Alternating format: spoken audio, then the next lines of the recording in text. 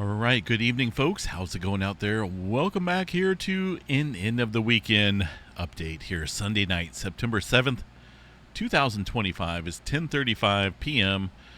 That is California time here, where it's been quite active out here across the Bay Area here in the last couple days, including 3.2 earthquake along the San Andreas Fault. We got a cluster going on here across this area, but don't discredit this activity up north here recently. Just a regional pattern starting to kick up out here across this area of the plate boundary that is between the Pacific and the North American plate. A little bit of activity stirring up here, right? Just a little fraction, though, if you really look at the big picture, right? The San Francisco area just south of that where the 3.2 struck is just a little fraction of this plate boundary. That can cause a whole bunch of damage out here for us humans. But right now, got some activity stirring up, as I noted, 3.2 in the last hour. Also got some, it looks like maybe a little aftershock sequence here to the north, but this is just a general cluster going on here of about 8 earthquakes. The 3.2 is just the largest here so far today. So we do have to watch that. Obviously, there's been some further movement up north around the Pleasanton area, including a 3.1 this morning.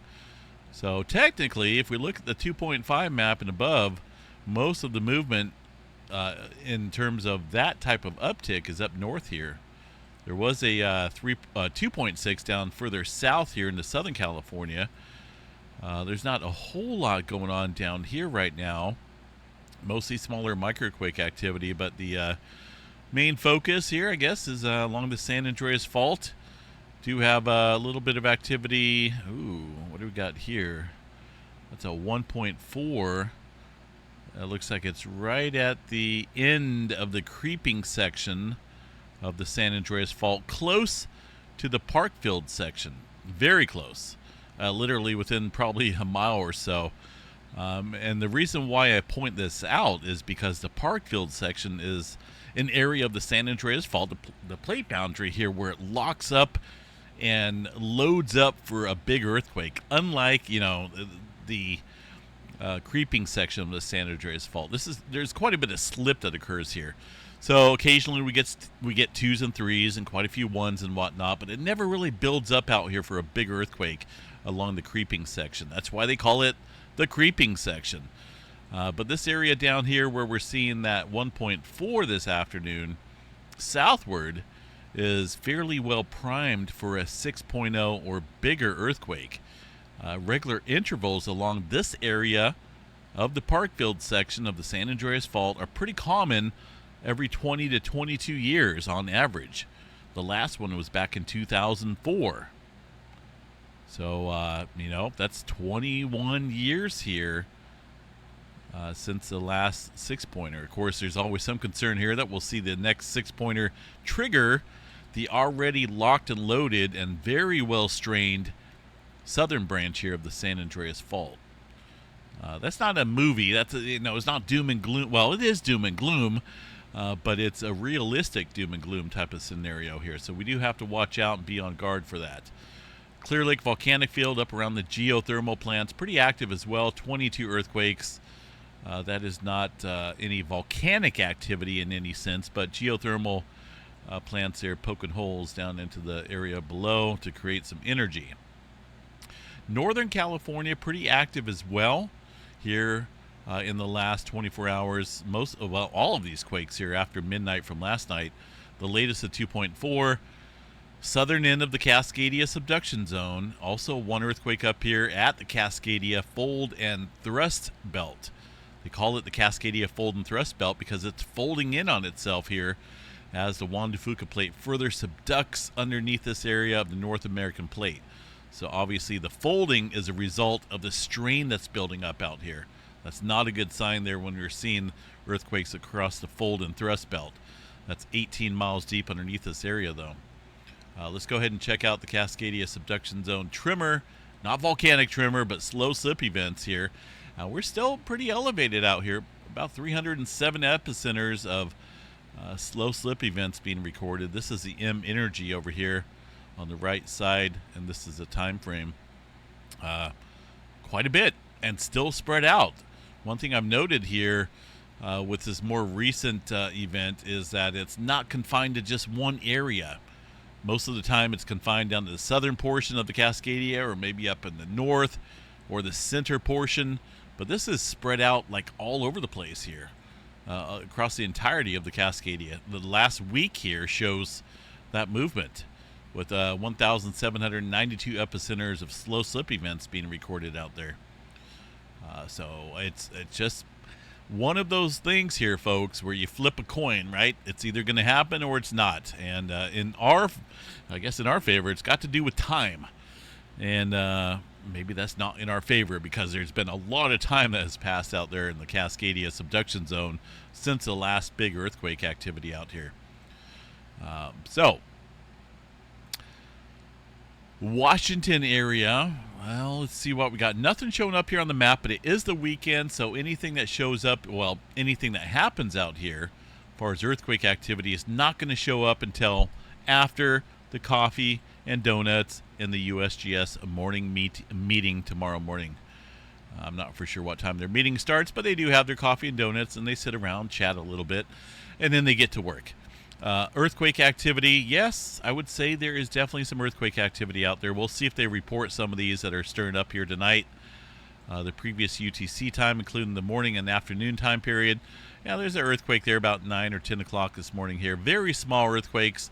There's no big uptick across the Mount Rainier area for now.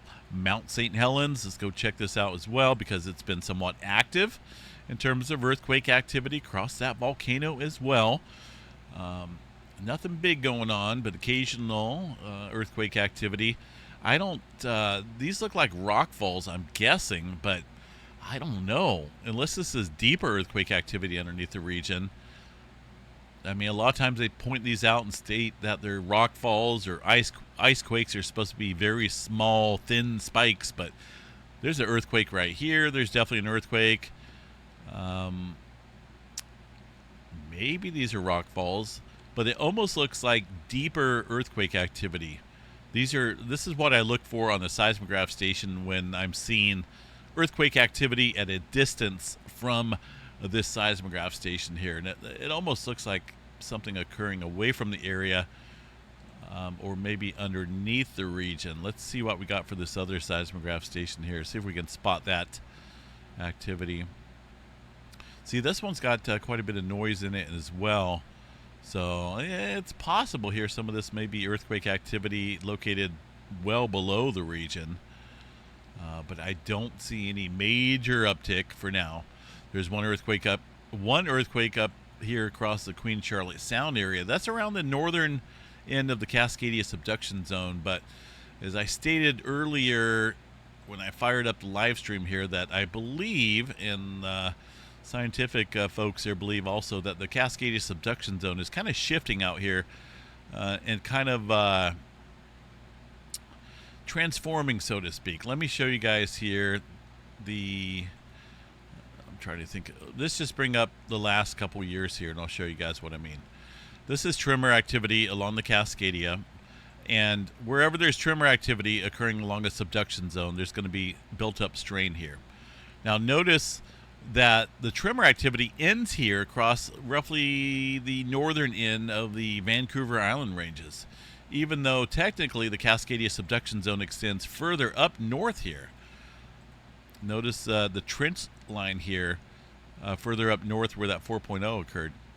Now, there's some speculation here being tossed about that this is starting to transform here over time into a transform boundary, meaning a strike slip boundary instead of a subduction zone. So the subduction zone, looking at the tremor map, would be roughly down here southward now, even though it's technically still the Cascadia subduction zone up north here.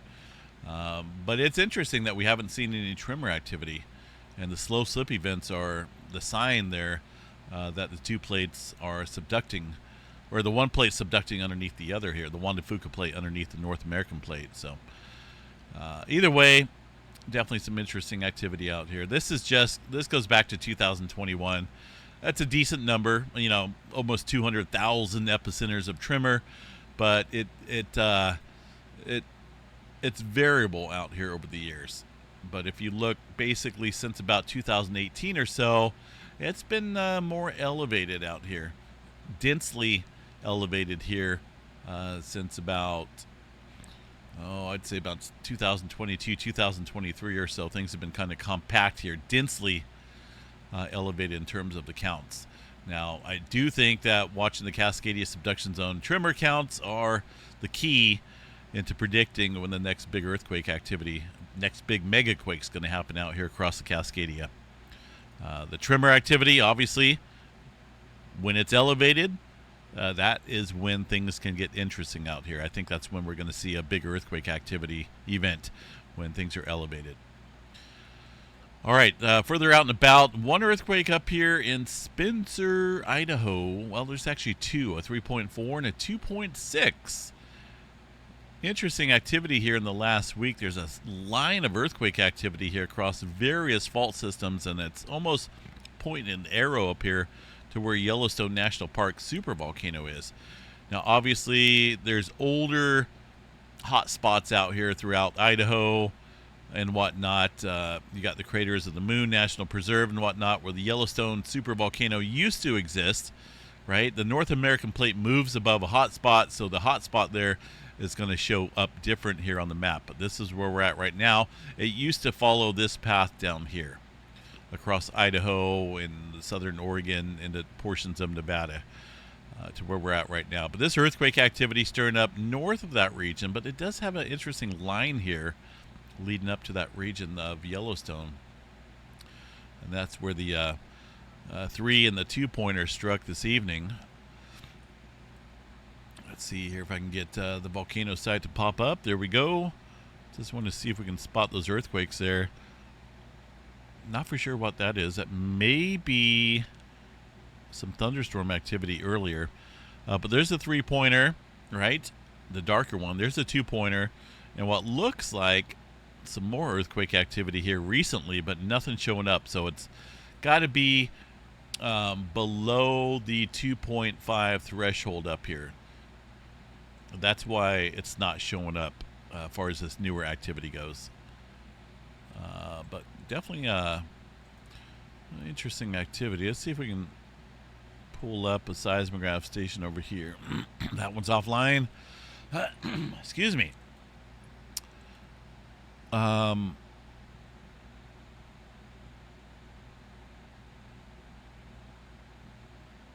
is this from? Supposedly that's recent, but this looks like there was more earthquake activity there showing up on that seismograph station. Quite a few of those offline, but anyway, that one's like, well, I mean, look at that. You could have an asteroid impact nearby and it wouldn't even show up on the seismograph station. So some of these are like, what are you guys doing with this? Anyway, we'll continue to watch that area. Definitely some. I do think it's a sign of increasing strain out here across the West Coast. All this inland activity, specifically that movement here in Nevada recently, a sign of, well-strained West Coast. One earthquake earlier this evening in Stockton, Kansas. It's been interesting up here as well. This doesn't show all the activity, but if we were to go back last couple months, there's been a swarm of movement up here north of Hays, Kansas. And I know there's some oil operations out here, but I don't know specifically about this area off of U.S. Highway 183. This looks like it's underneath some type of farmland out there, north of Stockton. But looking at the satellite view here, I don't see any specific oil pumping operations out here, and it's really not noted on the map. So, and Kansas kind of sits outside of that hazard zone, really not in anything major.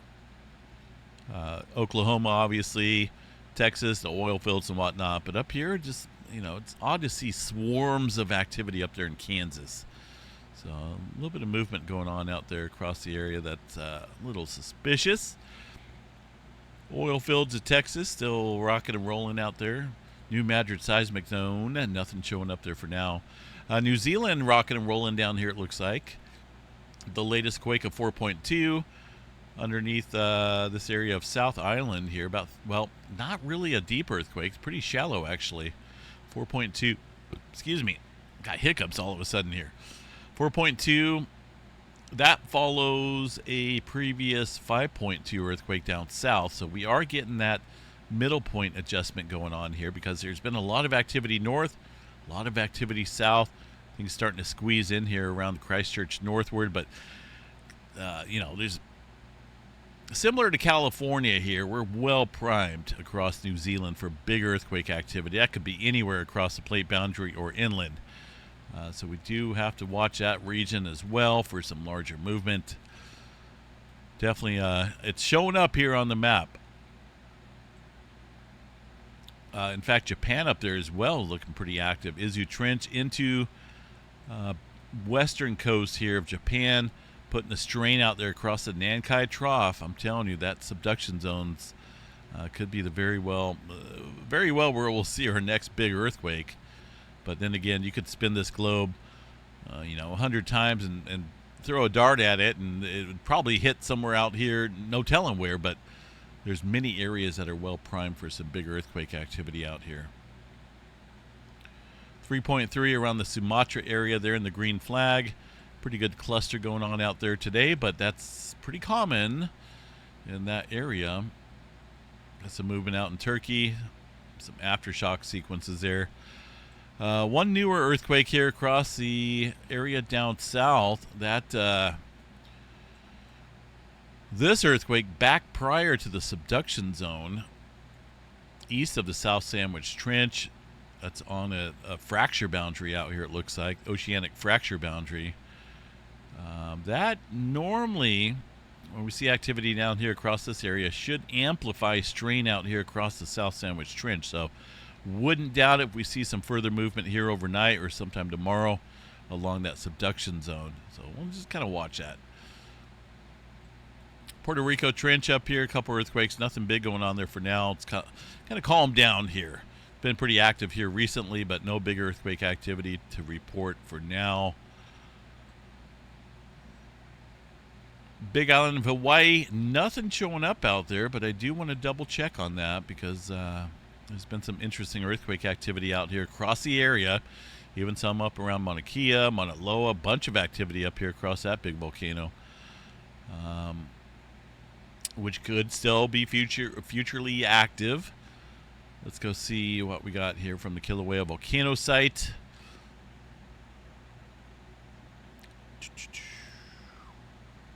Yeah, the volcano site just kind of slow here. It's taking like a 10-second break here. I don't know if it's going to let me.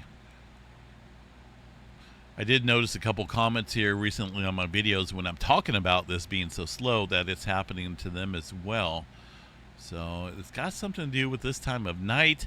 Maybe, just maybe, they have some type of limit to the traffic that's set to their volcano site. But I don't know. That wouldn't make sense here. Okay, there we go. Got it going. Deformation data. I want to see what's going on up there at the summit area of Kilauea Volcano. Just a little slow. I know it's not me. This is like a fraction of what I can run. We're running pretty solid out here. Definitely not me because everything else loads perfectly fine.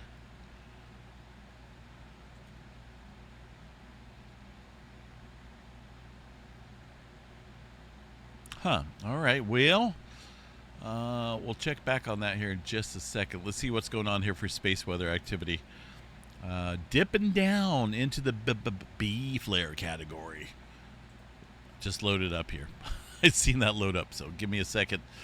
That is going up here in terms of inflation, but really not all that impressive yet. It's still, going up in comparison to the others up to the next eruption. These are all leading up to an eruption, deflation during the eruption, pause, inflation, eruption, and so on. So we do have a number of days before we even get close to anywhere to seeing an eruption at Kilauea Volcano. But we are into the B flare category, B7.1, way down there. Now, flaring activity over the next few years will probably die off, okay? I do like that Solar Ham here has a solar cycle 25 progression chart here. We're roughly right here. We did dip pretty low. This is the actual sunspot number down here. This is the projected path of sunspots, right? Eventually we'll go down to close to 0 or so as we make our way to 2030 through 2031. 2032, I think, is the solar minimum. We're just coming off a solar maximum, which is decent. Seen some auroras down here in Northern California quite a few times. But we should be going down here. There's still obviously some possibilities there of some strong flares over the next couple years, though. But right now, nothing major going on. A look at the magnetogram image of the sun. Yeah, really not all that impressed with any of these. This is starting to get a separation here of that core. So if that continues, then goodbye to this sunspot area. But really nothing of any major concern in terms of solar flare activity. We do have a massive coronal hole here, number 78. It is growing, it looks like, deepening. That is center disk of the sun. So once that comes into Earth-directed view, if it stays like this, that will most certainly stir up the auroras here in the coming days after. Of course, it's headed towards us.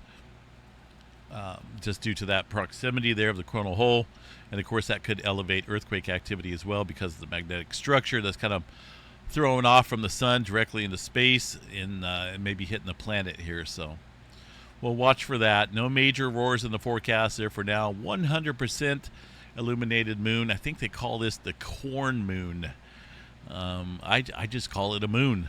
Seems like every month, every year they're talking about, well, it's a blue, super blue worm moon or the yellow turtle moon, or it's always some crazy name they're coming up with. When I was growing up, it's just the moon phase. But it's all good. Either way, I'm sure it's a beautiful sight out there tonight. Let's see what we got here for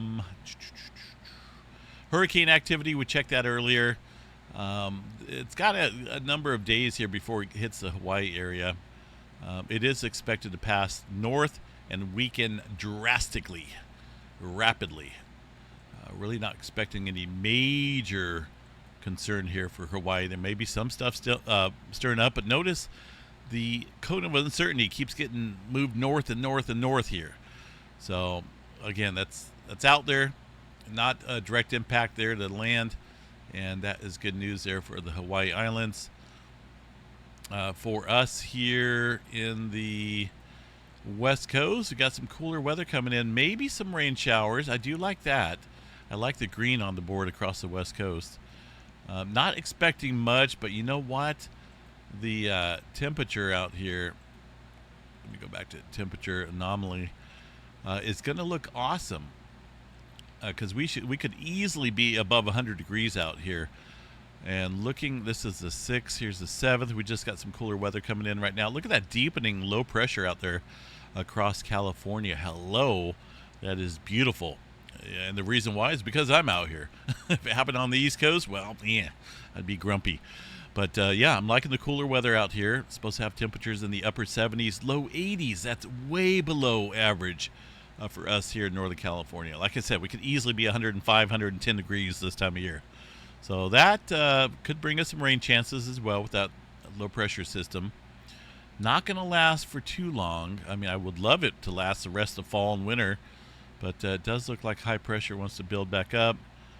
And I guess we'll see what happens as we head towards the end of September. But it does look quite hot out here across the majority of the country towards the end of September. All right, also real quick here, I'll give it a quick shout out to our members. I do like to do this on occasion. I don't think I do it enough. I do appreciate everyone out here, including the subscribers. If you're not a member, that's okay.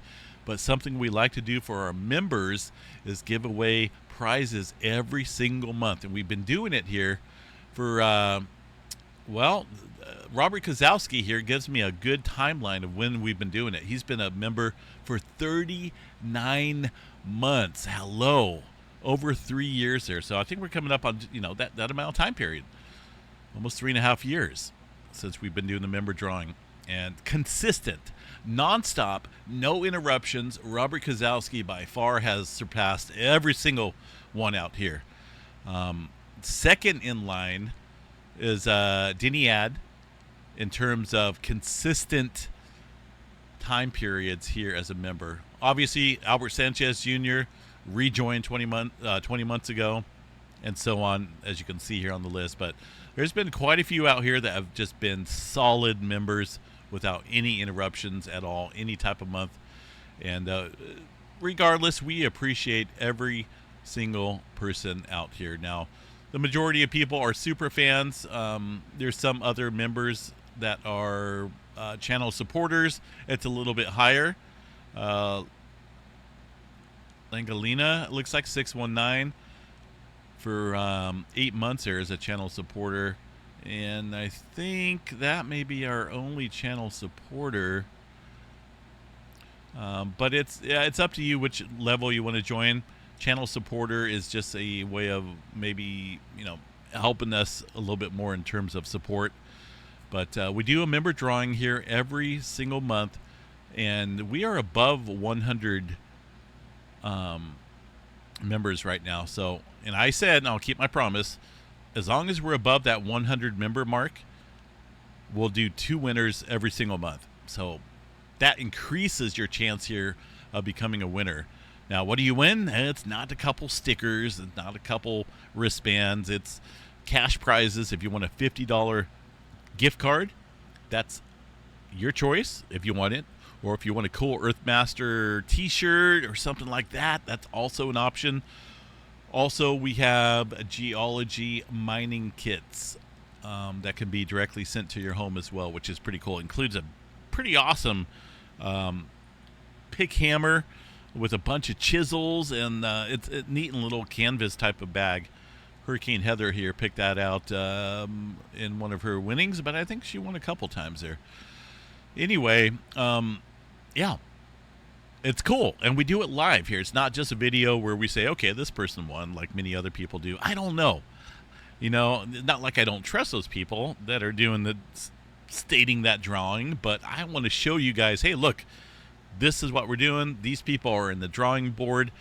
It's a fair chance. I like live drawings. I don't want to say, hey, all right, Pamela Conley won. Here we go. Nobody else seen me pick it out, so how do I know I'm not favoring Pamela and whatnot? So I just like to do live drawings. It's, I don't know. Maybe that's just how I am. I want to show you guys the honesty here. It's better. Anyway, member drawing, that's held on the 20th of this month. We got 109. That's pretty awesome. I don't think we could do it. You never know. But if we can get to 150, I'll pick out 3. We'll do 3 members, but that's way out there. That's a far stretch, but for sure, certainly 2 on the 20th of this month. All right, quick glance here at the seismic or the earthquake map. Like I said, it's pretty noticeable here. I know a lot of people here are from the Bay Area. And there's a few commenters that are saying, well, 3-pointers, they happen all the time. But you have to look here at what's going on. It's not just this area. It's not just that area. In the last 7 days or so, there's been a big uptick here, mainly across the Hayward Fault areas inland. When you get these areas inland, that means the Hayward Fault is very well strained because the pressure transfers off each of these fault systems here. So that right there is a bad sign for the Hayward Fault. And then you got the San Andreas Fault down here clustering like crazy and getting close to the Parkfield section of the San Andreas Fault. That's a bad sign as well because that is coming up here for a 6-pointer. And not only is that bad news, that 6-pointer could unzip the San Andreas Fault. Look it up. There's been many articles here recently talking about how the next Parkfield section earthquake could trigger the San Andreas Fault because of the amount of time that has built up here along the southern branch of the San Andreas Fault. There's so much overdue out here. It's one of those things here, folks, where we have to be prepared. The seismograph stations right now, pretty quiet. Not a whole lot going on there for now. But enjoy the rest of your Sunday night. We'll see you guys out here for the Monday morning. I know it's Monday. Monday coming up. Monday comes up really quick, but don't worry. Friday comes up really quick as well. So anyway, we'll see you guys out here for the Monday morning update. Have a good one. Get a good night of sleep. And we'll see you guys out here in the morning.